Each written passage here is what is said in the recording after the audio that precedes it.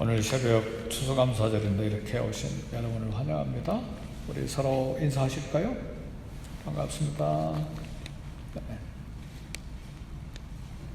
예배 후에 커피 타임이 있는데 함께 커피 나누시기를 바라고 마주 앉지 말고 이렇게 한 줄로 앉으시면 좋을 것 같아요. 거리를 좀 잘 띄어서 앉으시면 좋겠습니다. 추수감사절이 되면 우리 마음이 따뜻해지고 또 훈훈해집니다. 그 이유는 추수의 계절이고 또 하나님 주신 열매, 풍성한 은혜 때문에 우리 마음이 감사로 채워지기 때문에 그렇습니다. 그러나 미국의 추수감사절은 역사적인 사건 그리고 감사하는 그런 분명한 예배가 있었죠. 근데 그 첫 번째 추수감사절 예배는 풍요 때문에 드린 감사는 아니었습니다.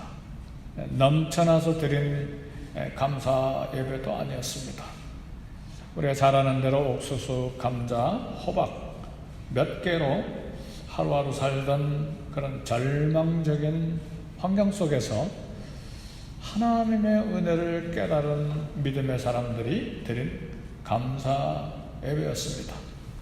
겨울의 심한 추위 속에서 그래도 통나무집을 주신 하나님, 그리고 생명을 이어가는 좀 사나운 인디언들이 많았는데, 그래서 바로 플리머스 항구에 정박하지 못하고 배가 상당히 많은 시간 동안 대서양 바다에 떠 있었습니다.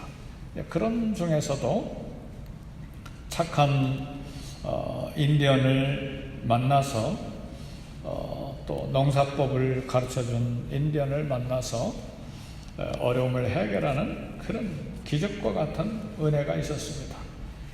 낯선 땅에서 첫 번째 농사 실패하고 이제 굶주린 중에 있었는데, 인디언 주장 중에 사모세트라고 하는 착한 인디언이 씨앗도 주고 그 땅에 맞는 농사법을 가르쳐 주었습니다.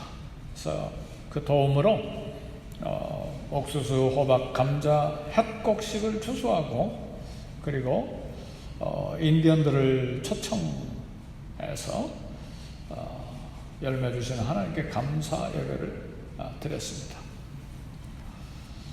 터키도 먹는데 그때 들에 돌아다니는 그냥 가축이 아니라 들에 다니는 그런 새였겠죠.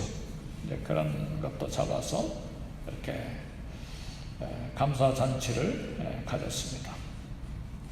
하나님은 고통과 절망 중에 이런 놀라운 은혜, 그것을 반전의 은혜라 그렇게도 말할 수 있는데, 이런 반전의 은혜를 허락하십니다. 근데 그 반전의 은혜 속에는 믿음의 치열한 그런 참 도전이 그 속에 들어 있었습니다. 오늘 역대하 20장 20절에서 30절 말씀 보면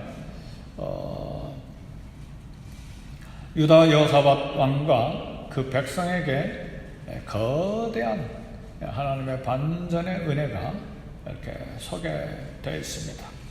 오늘 말씀은 남쪽 유다에 침략해 온 모압과 암몬과 세일산 주민들의 연합군과 이제 남쪽 유다가 전쟁하는 그런 내용입니다. 특이한 부분이 있는데, 전쟁의 최전선에 군대가 나간 것이 아니고 찬양대가 앞서서 나갔습니다. 그리고 21절 찬송의 내용을 보면 여호와께 감사하세, 그의 인자하심이 영원하도다. 하나님께 감사하고 하나님의 자비하심, 인자하심이 영원하도다고 찬송을 했습니다. 성경에서 군대가 찬양하면서 전쟁터에 나간 것은 이 전쟁이 유일합니다. 처음이면서 마지막일 정도로 군대가 먼저 전쟁터 앞장서 나갔습니다. 어떻게 이렇게 감사하고 찬양하면서 전쟁에 나갔을까? 그것은 믿음의 행동이었습니다. 성가대 찬양팀이 전쟁의 무기로 앞장서 나간 것이 아니고 믿음의 행동, 믿음의 결단이었습니다. 하루 전에 여호사밧 왕은 기도할 때에 능력 없고 어떻게 할 줄도 우리는 알지 못합니다.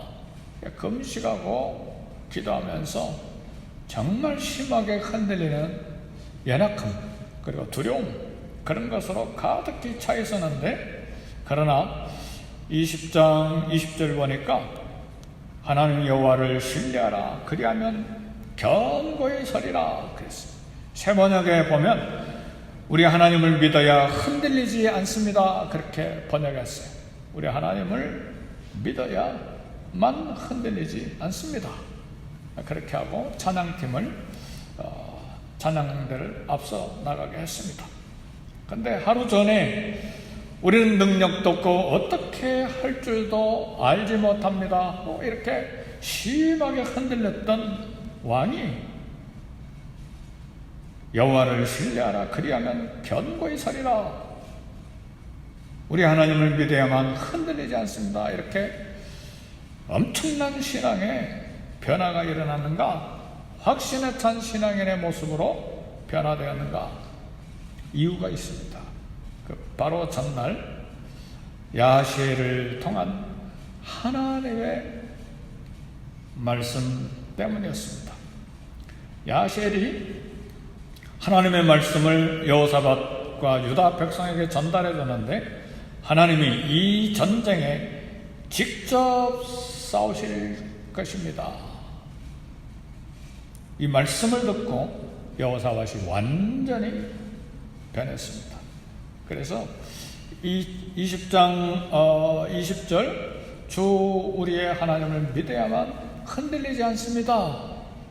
이 구절을 가지고 어떤 학자는 영적 시력이다 이렇게 표현을 했어요. 영적인 시력이다.